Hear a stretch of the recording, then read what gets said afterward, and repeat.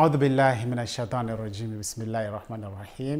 الحمد لله رب العالمين والصلاة والسلام على أشرف الأنبياء والمرسلين محمد وآله الطيبين الطاهرين. اللهم صل على محمد وآل محمد. Baada ya kumshukuru Mwenyezi Mungu Subhanahu wa Ta'ala kwa kuanza kwa jina lake pamoja na kumtakia rehma mtukufu wa daraja Mtume Muhammad sallallahu alayhi wa alihi wasallam, kipenzi cha waumini, kipenzi cha ulimwengu, niwasalimia wapenzi watazamaji, assalamu alaykum wa rahmatullahi wa barakatuh, na karibuni sana kwenye kipindi cha maisha ya Mtume Muhammad sallallahu alayhi wa sallam. Katika kipindi hichi tunaangazia sana ni namna gani ubashiri wake ulikuwa kabla hajazaliwa, kutokana na wale manabii waliotangulia pamoja na vitabu vya kale.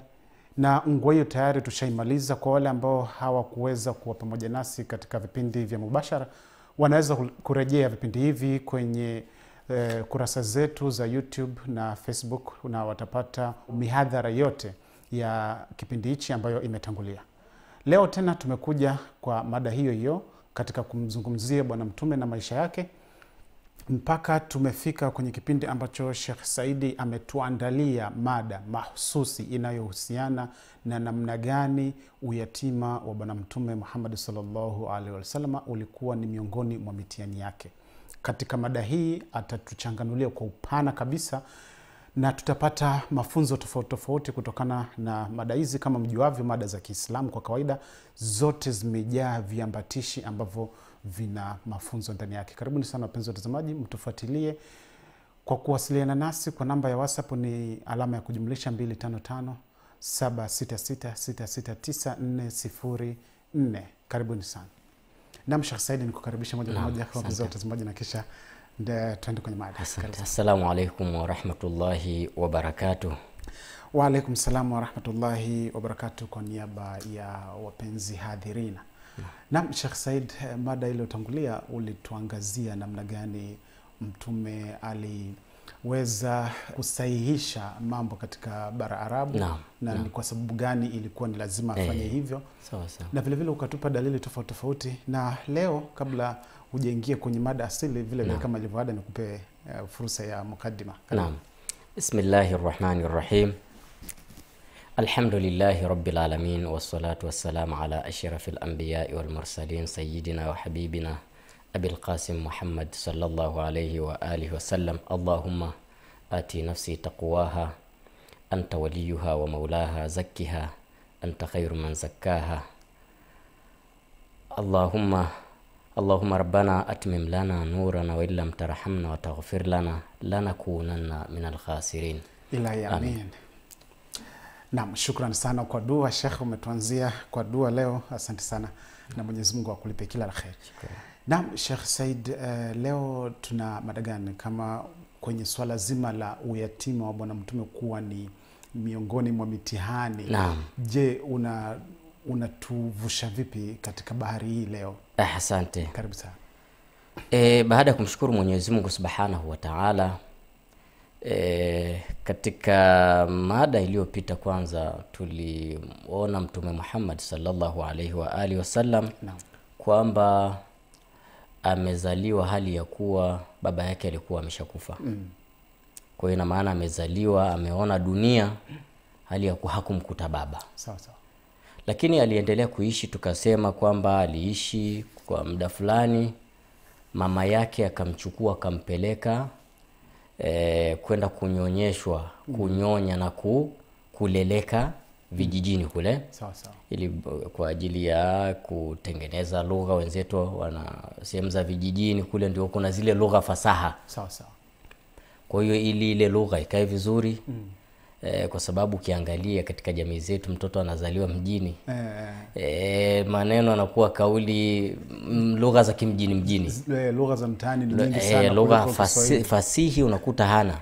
Ile lugha sahihi kabisa, unaweza kumwambia lugha ya Kiswahili, lugha fulani, ili neno la Kiswahili asilijue. Ndio, ni kweli. Ni kutokana na kwamba watu tunazaliwa mjini, tunaishi maisha mjini, baadhi ya mambo nakuta hatujaelewa vizuri. Sasa kwa hiyo Mtume akapelekwa kijijini kule, sehemu ambazo lugha ziharibiki.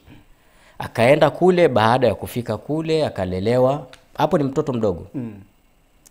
Akalelewa kule na mama mmoja alikuwa anaitwa Halima Saadia. Akaleleka kule mpaka akafikisha miaka 5. Ndio. Lakini na kule kulikuwa kuna neema nyingi zilitokea kama tulivyogusia katika kipindi kilichopita. Kuna neema mbalimbali baada ya kuingia katika ile familia. Lakini baada ya kutimiza miaka 5, mama yake akabidi amchukue kwa sababu kidogo ameshakuwa mkubwa. Ndio. Mama yake akamchukua. Hii ni tamaduni ya Waarabu mara nyingi, ila kwa sisi wa Afrika sio mara nyingi kwamba mtoto anaenda kunyonyeshwa na mama mwingine. Ni kweli.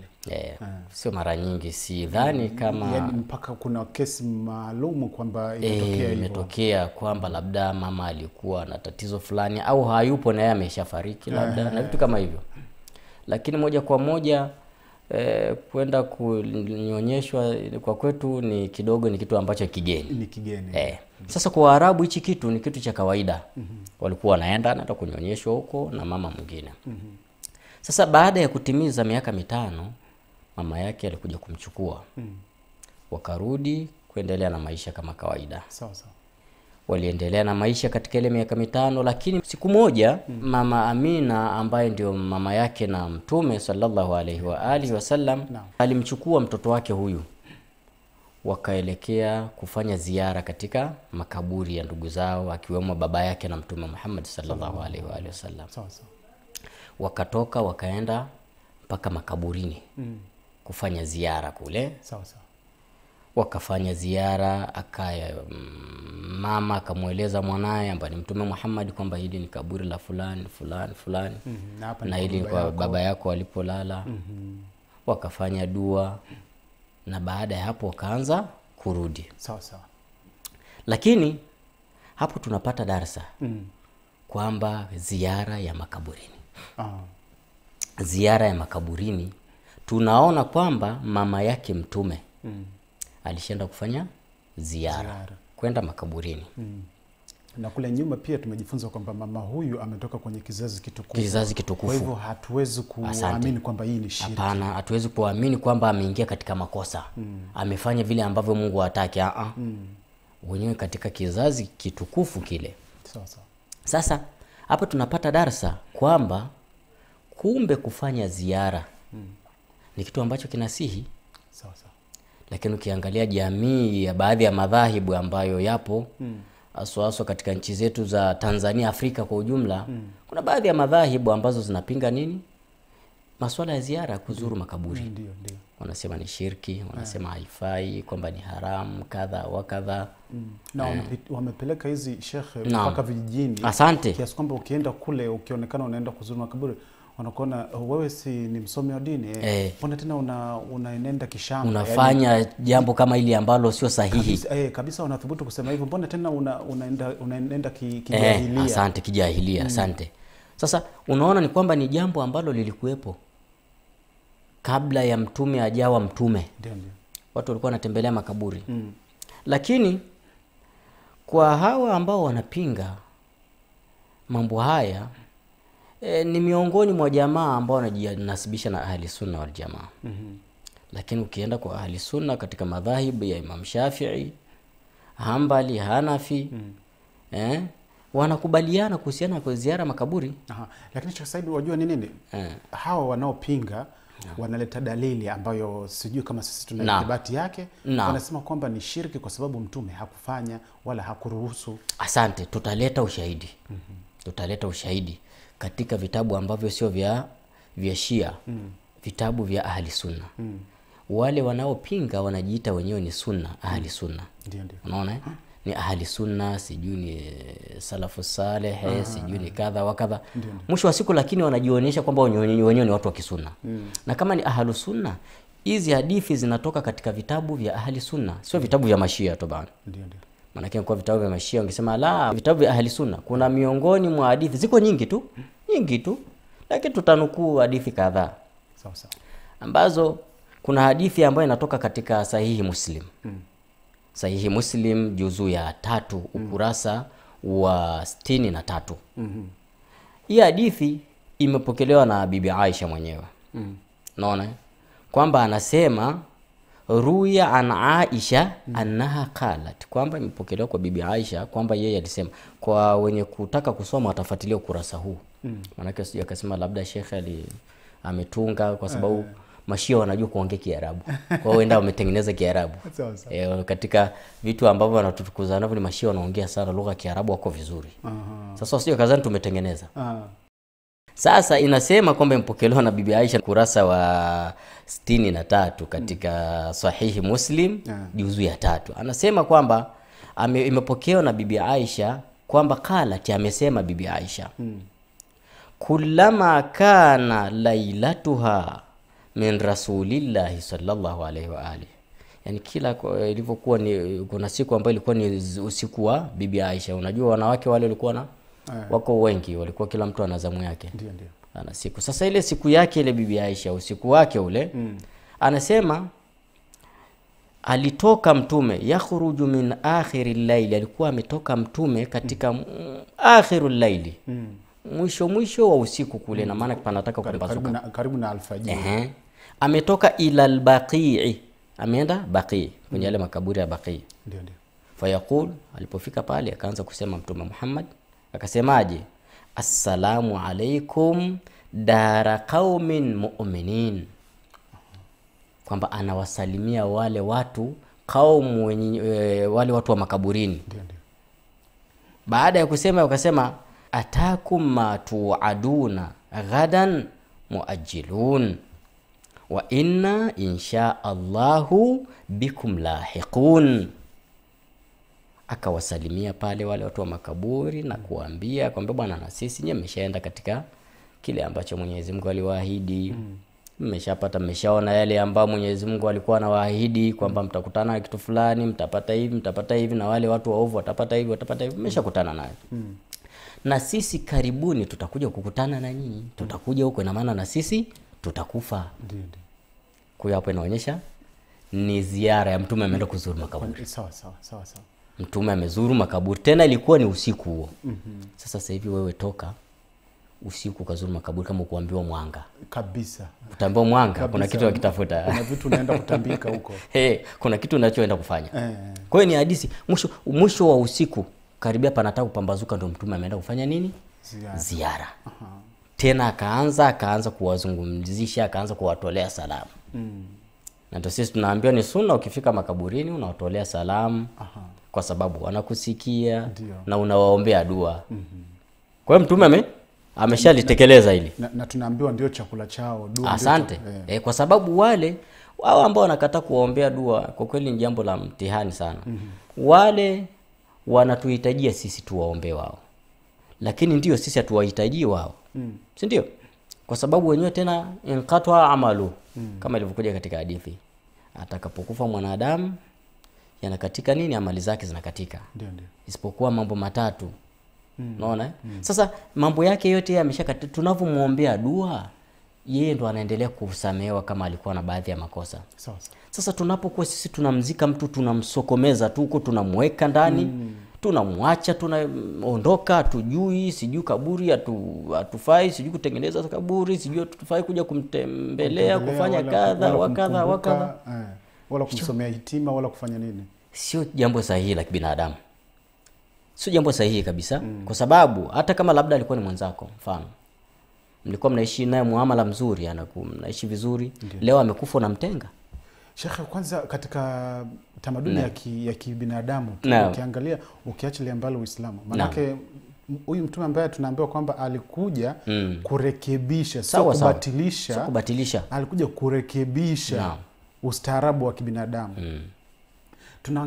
Tunakuta tamaduni nyingi za kibinadamu, swala la kuzuru watu waliotangulia ni la kawaida. Wachina wanayo hiyo, Waarabu wanayo hiyo, Wahindi jamii mbalimbali nao. Jamii zote takriban unakuta hiyo, hata Wakristo wanayo hiyo. Ndio. Kutoka kwenye vitabu vyao na vile vile kitamaduni. Wanayo hiyo, wanatembelea makaburi, wanafanya usafi, wanafanya nini, vitu kama hivyo. Kwa hiyo ni hadithi ya kwanza inayopatikana katika Sahihi Bukhari juzu ya 3, inaelekeza kwamba mtume, na hii hadithi imetoka kwa bibi Aisha. Kwa hiyo hadithi inakuwa ni mu'tabara ambayo ina mazingatio. Kwa hiyo wale ahli sunna wal jamaa, vipi hadithi wanaichukulia vipi? Unaona? Ni kweli. Hii hadithi wanaichukulia vipi wenyewe? Na ni Bibi Aisha amesema. Hakuwa swahaba mwingine tu labda atasema hapana, ni maswahaba ambao wana itibari, alikuwa kadha wa kadha na nini. Huyu ni wandani tena mke wa mtume. Bibi Aisha Ummul Mu'minin. Kwa nini yeye atoe hadithi kama hii? Aseme haya alafu watu wapuuzie. Lakini kuna pahala umetugusia kwamba miongoni mwa mambo ambayo mtume ilikuwa ni mtihani kwake, ingawaje kila pahala alipokuwa akipita ni baraka. Naam. Ni ule uyatima. Naam. Sasa ilikuwaje baada kwamba tayari ameshachukuliwa kutoka kwa yule mama nane aliyekuwa akimnyonyesha, amekuja sasa kuishi na mama yake. Sasa aliishi kwa muda gani na mama yake na mambo yalikuwaje? Taban mama Ali hakuishi na mama yake kwa muda mrefu. Ni katika miaka ile mama yake alikuja kufariki. Alikuja kufariki. Nilipenda tu nitimize haka kipengele kidogo hapa alafu nigusie hilo. Okay. Tuingie kwa undani kuhusiana na huyo yatima wa Mtume Muhammad sallallahu alaihi wasallam. Sawa sawa. Tumalizie mada ya huyu tukiwapa dalili moja labda ya hadithi unaweza kusema hapana hiyo tuongeze, tunaweza kuongeza nyingine. Bila shaka. Naam. Ili nani dalili hiyo imekamilika. Sawa sawa. Wasema shehe mwenyewe alikuja nikidalili kimoja tu bwana. Unaona bwana? Ndio. Kuna riwaya nyingine. Kuna hadithi nyingine ambayo imepokelewa na Abu Huraira. Abu Huraira kwa ndugu zetu ahli sunna wal jamaa wanamkubali.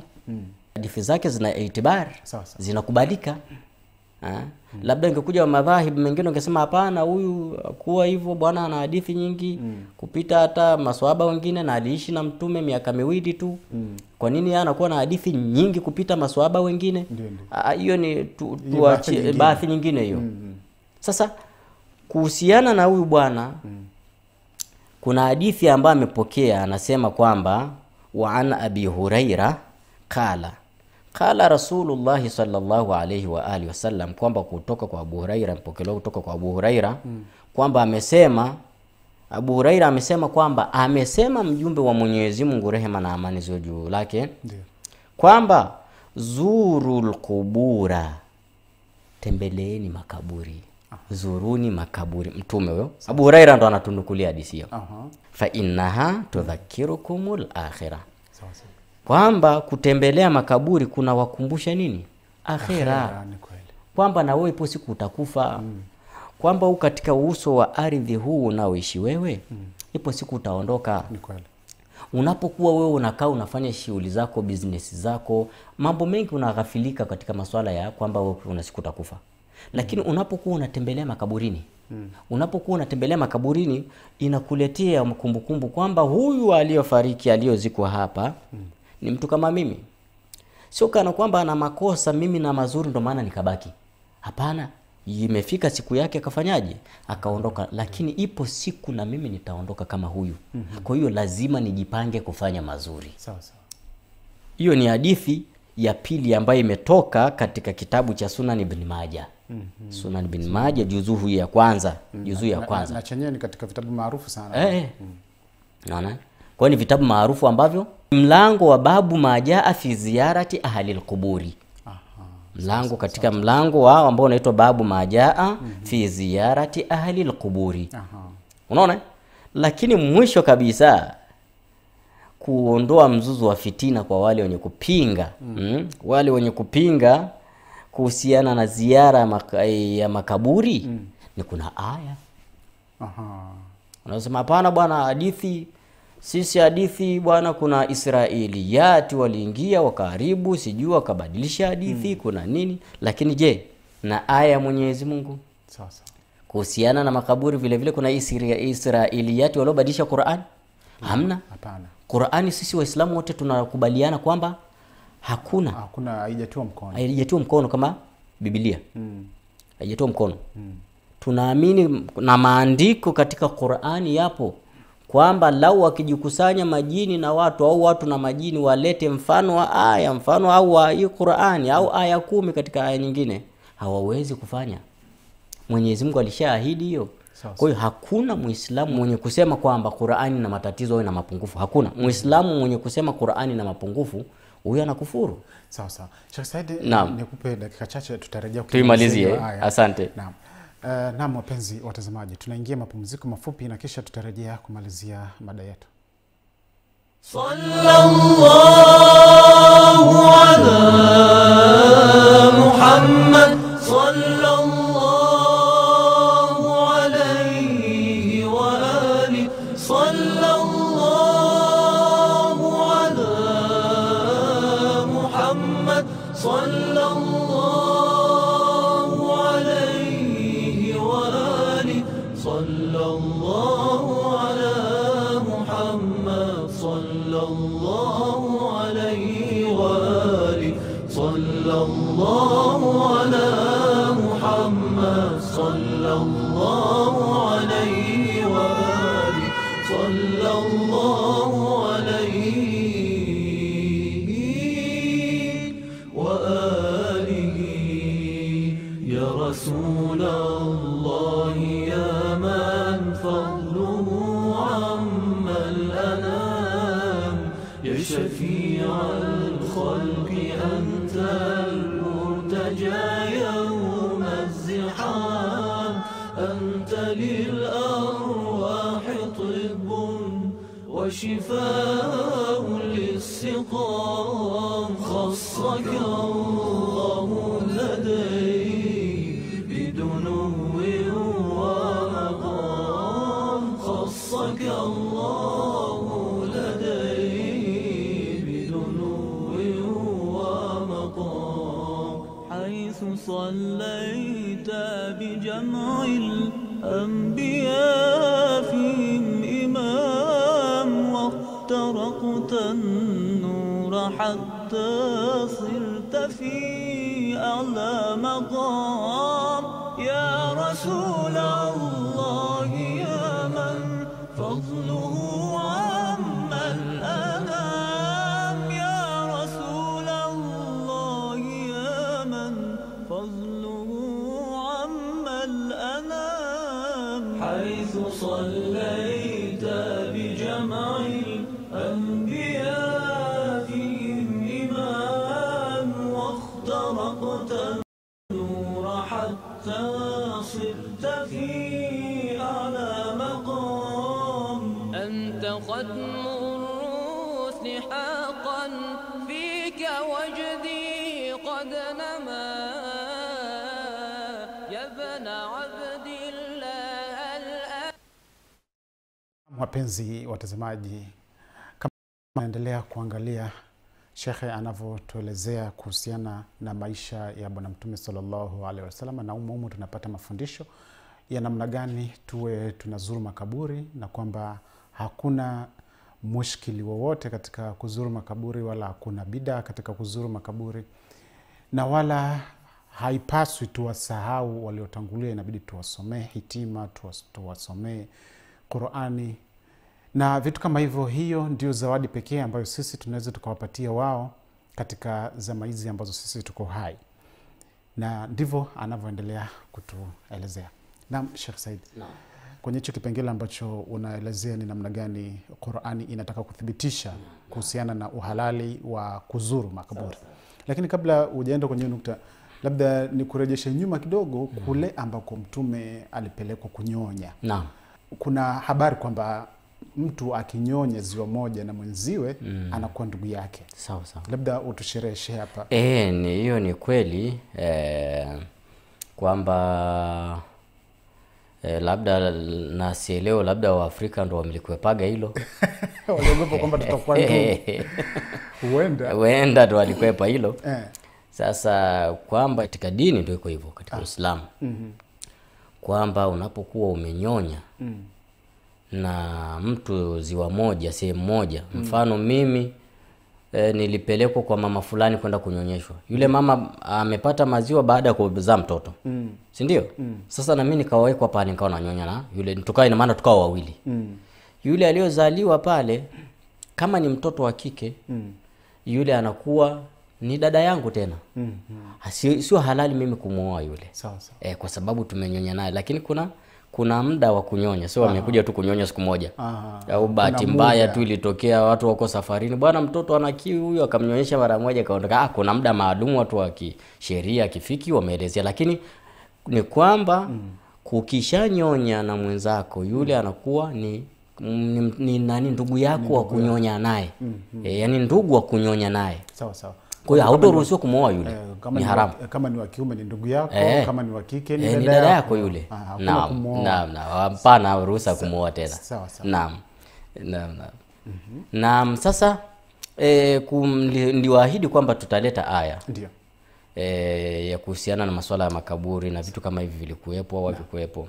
Kuna aya ambayo inazungumza anasema Mwenyezi Mungu Bismillahirrahmanirrahim, anasema kwamba idh yatanazauna bainahum amrahum faqalu ibnu alaihim bunyana rabbuhum a'lamu bihim qala alladhina ghalabu ala amrihim lanattakhidhanna alaihim masjida. Hii ni wale watu ambao ashabul kahfi walipatwa na usingizi muda mrefu sana. Ndio. Wale walipokuja kushtuka, walipoenda, ni kisa kirefu kidogo ambacho hatuwezi kukizungumzia. Mwisho wa siku kwamba wale walikuja kwenda wakakuta kwamba walilala pale miaka mingi. Waislamu wanajua visa hivyo. Ndio. Wakaenda wakakuta ni miaka mingi imepita baada ya mmoja kutumwa kule sokoni. Ile hela alikuwa anaitumia ni hela ya miaka mingi. Sasa baada ya hapo kulikuja kukatokea wale mabwana walikuja kufa sasa kiukweli. Pale walikuwa wamechukuliwa na usingizi wa miaka mingi. Kuna historia ndefu, walikuja wengine waliomba tu sasa utufe tu sasa, ile kaumu zetu zishapita, watu wetu hatuna, sasa tutaishi maisha gani? Wale watujui na nini. Walikuja tu waliomba tu wenyewe wangekufa. Wale walikuja wakafa. Walipokufa sasa ile kaumu, wale watu wa kipindi kile ilikuwa ni historia kubwa ile. Watu wamelala miaka mingi hivyo. Wakasema hii ni jambo la kihistoria. Sawa sawa. Wakasema sasa hawa tuwazike. Tukishawazika, wameshawazika. Sasa hii sehemu tunataka ije kuwa kama museum.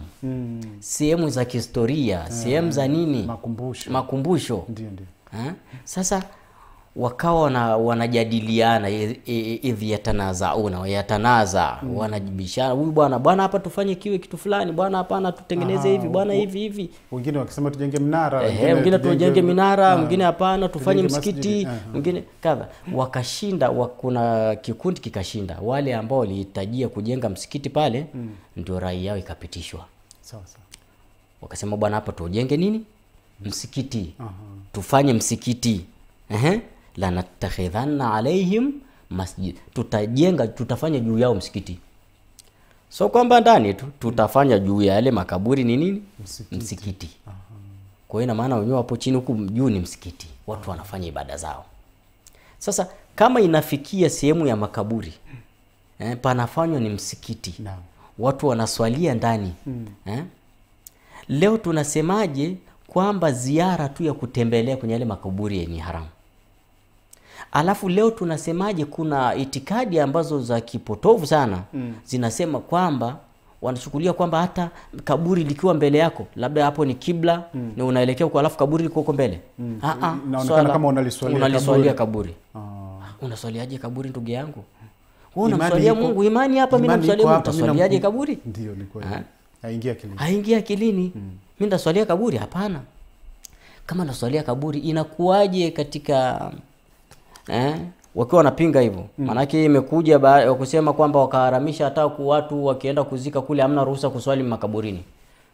Sisi tumezika mtu labda adhuhuri imetupata pale au la asiri imetupata pale. Hakuna haja ya kuswali. Hakuna haja kuswali hapa, ni makaburini. Haram billahi alaikum haram. Sio hapa. Inatokea wapi hili? Haram namna gani? Innal masajida lillahi. Ndio. Na kuna sehemu zingine kwamba ardhi yote ya Mwenyezi Mungu tunazo kufanya ni tahuran wa masjida, sehemu za kusujudia. Ndio. Inatokuaje tunaondolewa makaburini kwamba tufai kuswali? Hatuwaswali wale. Hapana, sisi tunaswali wale na mambo yao, wako katika nyumba zao, na sisi tunamswali Mwenyezi Mungu. Sawa. Lakini vile Mtume Muhammad amezikwa wapi? tukienda Madina, wale waliofanikiwa kwenda kufanya hija Ndio. wanapitia ziara kumzuru Mtume Muhammad. Vipi ziara kumzuru Mtume Muhammad amefariki? Kwa nini umzuru? Ni katika kanuni tukienda hija unaenda nani? Kufanya ziara kule alafu unaenda kufanya hija. Si ndio hivyo? Ndio. Alafu na ule msikiti kaburi la mtume silipo ndani ya masjid. Sawa. Na makaburi ya makhalifa sijui nani si hapo mle ndani. Imekuwaje kule wakahalalisha alafu huku sehemu zingine tu mnatupoto Hii ina mantiki hasa. Inakuwaje kule inakuwa ni sahihi, alafu huku sisi Tanzania msikiti tumejenga hapo mbele kuna kaburi haramu. Au hapo tumejenga msikiti hapa ndani ya msikiti kuna shekhe mkubwa amezikwaga hapa ndani haramu. Kwa nini? Watu lazima watu wao na falsafa kufikiria mambo. Waislamu tusiburuto tu hivi. Tuangalie. Na ndio tofauti yetu sisi na wasio kwa Waislamu kwamba sisi tumeruzukiwa akili ukiachilia mbali ile ya kielimu. Kuna ile akili ya kufumbua kwa sababu ya namna malezi yetu yalivyo kuanzia utotoni. Yaani kuna namna tumejengeka kiasi kwamba tunatofautiana kabisa na wasio kwa Waislamu. Sio kuburutwa tu, Sasa ukianza kujadili mambo unaambia la usifuatilie mambo ya kimungu ni shirki, waacha hivyo umetosha. Kubali tu hivyo utakubaliji shekhi wangu. Usimchunguze Mungu utakufuru. Nisipomchunguza Mungu sitomjua. Ni kweli.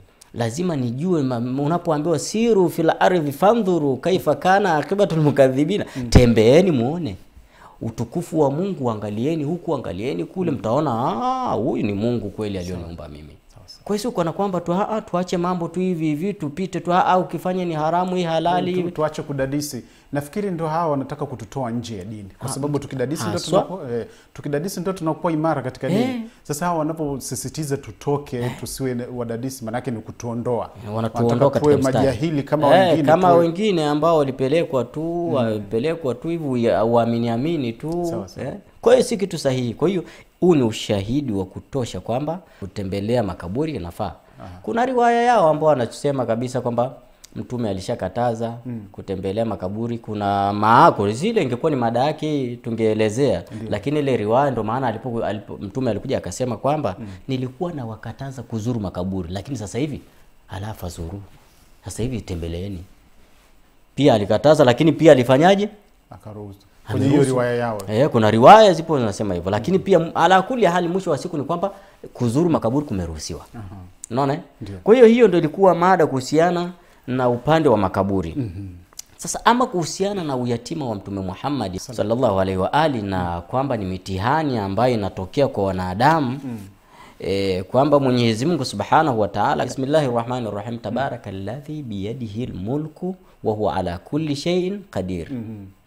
Anaendelea hiyo aya paka anasema amefanya mauti liyabluwakum, amejalia hayata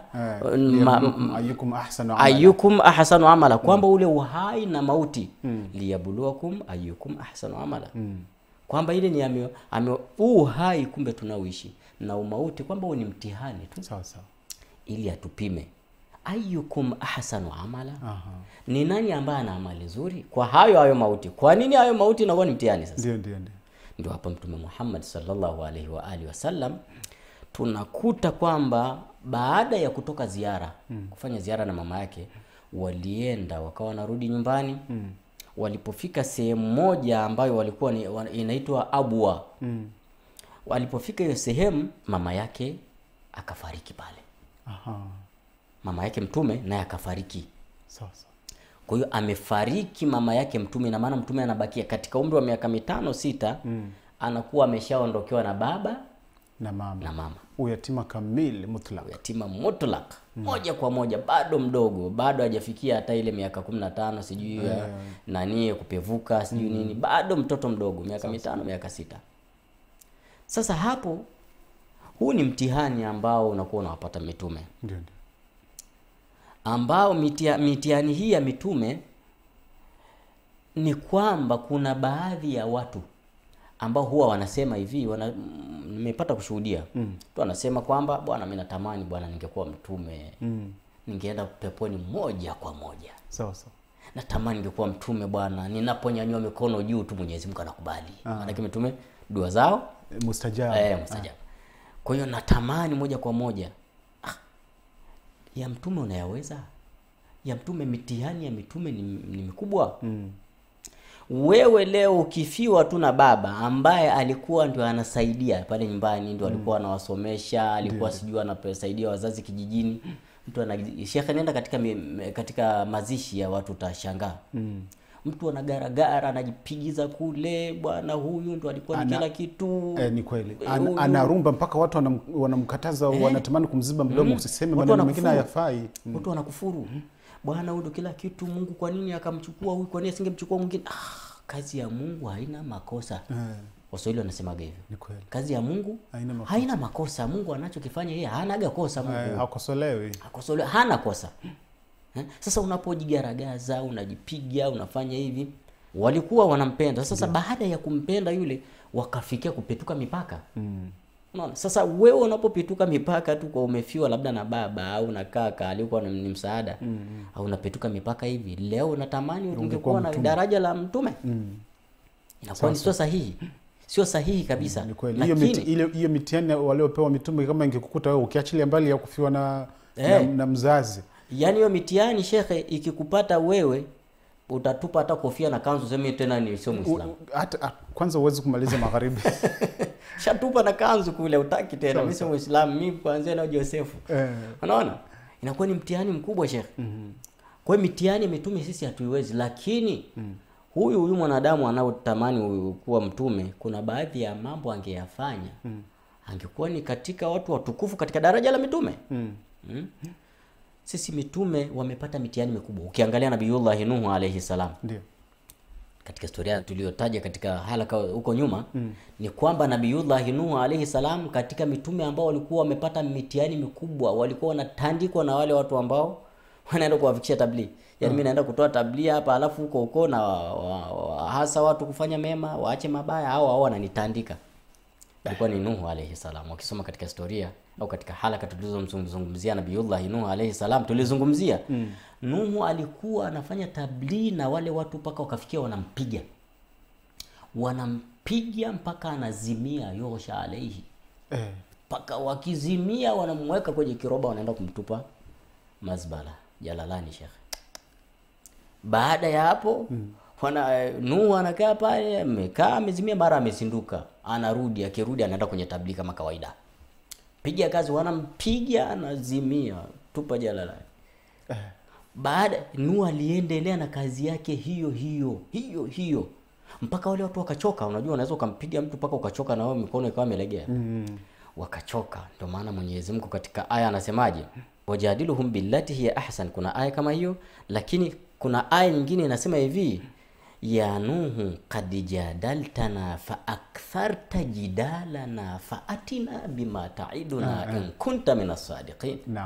Kwamba Nuhu, tumejadiliana sana masuala ya dini, na hivi Mungu mmoja sijui nini, tunakupiga au komi hivi. Sasa hebu tupe sasa hicho unachotuahidi. Basi tumesha surrender. Nuhu huyo huenda uko sahihi. Nuhu huyo alikuwa anapigwa. Lakini ukiangalia katika mitume mwingine, kuna mtume Nabiiullah Musa, hapa tulikuwa tunamzungumzia juzi. Kuna katika zama za Nabiiullah Musa alayhi salam, kuna bwana mmoja katika Mayahudi. Huyu bwana alikuwa anafanya maovu sana kupita kiasi. Alikuwa anakunywa pombe shekhe, mpaka analala nje. Anagaragara ni pombe, analewa, anachanganyikiwa kabisa. Wale watu wakawa wanamtenga, Wayahudi alikuwa anafanya maasi yote. Lakini baada ya hapo huyo bwana alikuja akafariki. Alipofariki, wale Mayahudi wakamtenga, wakamtupa, hawakumzika. Mwenyezi Mungu Subhanahu wa Ta'ala akamwambia Musa, nenda sehemu fulani, utakuta mtu fulani ametupwa, amekufa. Musa kaenda katika ile sehemu, akakuta yule bwana amekufa. Akamwambia, Rabbi, ndio huyu mtu amekufa, lakini ametengwa hata na watu wake, anafanya maasi vibaya kupita kiasi. Wazi afanya. Akamwambia Musa, mzike huyo, kamuoshe, mvalishe sanda vizuri, alafu mzike. Musa akafanya kama alivyoelekezwa na Mwenyezi Mungu. Alipomaliza akamwambia Musa, huyo mtu niliyokuambia umzike, ambaye alikuwa anafanya maovu, huyo ni miongoni mwa mawali wa Mwenyezi Mungu. Ni wali huyo. Subhanallah. Kwa sababu gani? Musa anashangaa. Anamwambia ipo siku moja, kuna siku alikuwa anasoma Taurati yako. Alipokuwa anasoma Taurati alikutana na jina la Muhammad, mtabiriwa katika akhir zamani, mwisho ulimwengu, katika karne, katika zama za mwisho. Ndio. Alipoona lile jina alichukua ile Bible, alichukua ile maandiko, akabusu lile jina la Muhammad sallallahu alaihi wa alihi wasallam. Alafu akalipenda ile jina, akaliingiza moyoni. Nikamfanya ni katika mawali wangu. Subhanallah. Hakuwa mtume la Bwana, lakini amewekwa katika mawali wa Mwenyezi Mungu Subhanahu wa Ta'ala. Amepandishwa daraja la juu kupita kiasi. Kwa hiyo watu wanatamani tu kwamba mitihani hii hatuiwezi, lakini mwisho wa siku tukiangalia vile vile kuthibitisha kwamba wewe unaweza ukafanya matendo yako mazuri na wewe ukawa daraja la mitume, kwa wali miongoni mwa mawali wa Mwenyezi Mungu, ni kwamba tuangalie katika zama za Daudi alayhi salam. Mtume Daudi tunajua kwamba ni mtaalamu, alikuwa mtaalamu wa kufua vyuma, masuala ya mekanika, na yametokea huko. Ndio, mhunzi. Sasa huyu bwana katika zama zake alikuwa anaishi bwana mmoja anaitwa Luqman. Huyu Luqman ametajwa hata kuna sura Luqman. Kuna sura Luqman. Luqman mwenye hekima. Mwenyezi Mungu anasema kwa maneno ya Luqman, wa idh qala Luqmanu libnihi wa huwa ya'idhuhu. Aliposema Luqman, Mwenyezi Mungu anasema kwamba kumbukeni aliposema Luqman kumwambia mwanae hali ya kuwa anampa mawaidha, ya bunayya la tushrik billahi, ye mwanangu usimshirikishe Mwenyezi Mungu, inna shirka la dhulmun adhim, hakika ya shirka, kumshirikisha Mwenyezi Mungu ni dhulma iliyokuwa kubwa. Luqman huyo Luqman aliyotajwa kwenye Qur'ani hakuwa mtume. Ndio. Alikuwa ni katika waja wema tu. Siku moja huyo Luqman amemkuta Nabii Daudi alikuwa anafua sasa vyuma vile. Anatengeneza. Luqman amekaa. Anaangalia huyu bwana anafanya kitu gani? Lile chuma sio ameshalifua, amelivuta, mfuko sio mfuko, nguo sio nguo, kikombe sio anahangaika, analitengeneza, anakunja. Luqman anahangaika, hamuulizi, hakumuuliza kitu chochote. Akamwangalia Nabii Daudi anatengeneza mpaka mwisho wa siku. Akaona mbona ametengenezea mkono, kumbe bwana kama shati hili, mbona kama t-shirt hichi, mbona mara kimeshakuwa ni kile kinguo cha kuvaa. Kama ngao hivi. Waarabu wasemaga sijui dir'i singi. Wazungu wanaita armor. Asante. Ni ngao ile kwa ajili ya mapambano kwenye Sasa ile ni kama nguo wanaivaa ndani.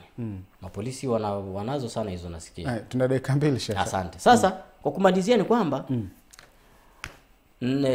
Luqman akajua kumbe ni nguo hii. Alipojua hii ni nguo ya vita, Nabiullahi Daudi akasema bora ya mavazi ya kivita ni hili nililolitengeneza. Luqman akaangalia akamwambia, jamani nimekaa muda mrefu wote navumilia, hata nisifi na mimi kidogo. Akasema na mimi ngoja na mimi bwana nijisifie. Wasemaga ya raha jipe mwenyewe. Wakafanyaje? Akamwambia basi bora na ya mtu mwenye subira ni mimi. Ndio. Kwa hiyo shekhe, hii ni mitihani ambaye inawapata mitume. Luqmani alikuwa ni mtu ambaye ana tabia nzuri mpaka akatajwa katika Qur'an. Kwa hiyo unaweza ukafanya mambo mazuri na wala wewe sio mtume na uko katika daraja la mitume. Kwa hiyo usije ukatamani uwe na wewe ni mtume. Ndio. Naam. Usije ukatamani na wewe. Kuna njia nyingine ya kufika hapo. Na wala sio lazima utamani na wewe uwe mtume. Si lazima anwani yako iwe ni mtume. Naam. Sawa. Uenda usingeweza. Naam. Ama kuhusiana na uyatima wa Mtume Muhammad, kama dakika zitakuwa zimebaki. Nafikiri tumebaki na nusu dakika, kama utakusanya tumalize. Hii nafikiri kipengele katika kipindi kijacho tutakuja kukielezea, lakini ni kwamba Mtume Muhammad tunagusia kwamba katika Qur'ani imezungumzia uyatima sana. Sawa. Imezungumzia masuala ya uyatima sana. Hizo aya sitozigusia leo, lakini katika kipindi kijacho tutakuja kuzigusia na mada itakuwa ni hiyo. Sawa. Kwa nini katika Qur'ani kila anapotajwa yatima anatajwa na maskini? Utakuta katika Qur'ani akitajwa yatima lazima atajwe na maskini. Akitajwa maskini anatajwa na yatima. Katika wale watu wa mantiki wanasema sijui umumu wa khusus, sijui nini watu wanajua umumu wa khusus min waji, sijui umumu mutlaka na vitu kama hivyo. Sawa. Anapotajwa kila yatima mara nyingi kila yatima ni maskini. Lakini sio kila maskini ni yatima. Kwa hivyo unataka kutuambia kwamba sio sadfa hii kwamba kila anapotajwa yatima na maskini anatajwa, sio sadfa. Kuna hili ni jambo, kuna sababu. Sawa. Kuna sababu mara nyingi anatajwa yatima alafu ametajwa maskini. Aya nyingi tutakuja kuzielezea katika kipindi kijacho, maana utakuta vitu kama hivyo. Naam. Shukrani sana Sheikh, nikutakia siku njema kwa leo. Shukrani. Naam, wapenzi watazamaji, kama ambavyo tunaendelea kustafidi katika mada za Sheikh Said Shaban mpaka siku ijayo ambapo tutakuwa na kipindi kama hichi cha moja kwa moja mubashara kutokea hapa studio za Hadi TV. Mimi Asif Kaonda mwendesha kipindi, mpaka siku nyingine. Wassalamu alaikum warahmatullahi wabarakatuh.